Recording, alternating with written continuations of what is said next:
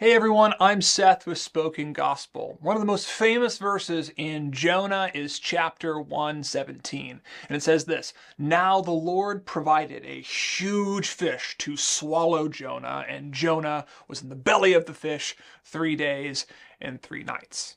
But what you might not know about the fish that swallowed Jonah is that it was a living picture of Israel's coming exile. Let me explain.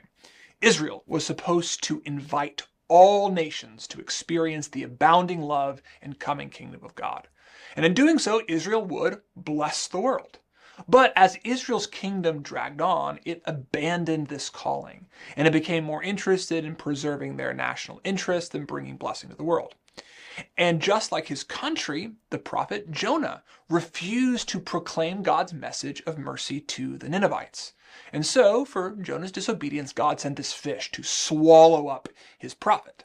And in doing so, God also gives Israel a living picture of the consequences for failing to invite the world into an experience of his mercy.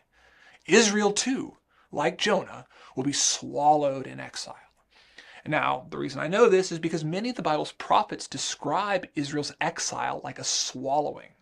The prophet Amos described Israel's coming exile as a descent to the bottom of the sea where a giant sea snake would devour them. The prophet Jeremiah describes Israel's exile as being swallowed by a monster of the deep. And historically, when the Assyrian king finally exiles Israel, he takes a giant hook, rams it through the king of Israel's nose, and drags him off the throne like a fish. Jonah is a fascinating book, and it's about a lot more than just a big fish. Everything that happens to Jonah is a prophecy. He is a sign. He represents Israel and the consequences of failing to live up to her calling.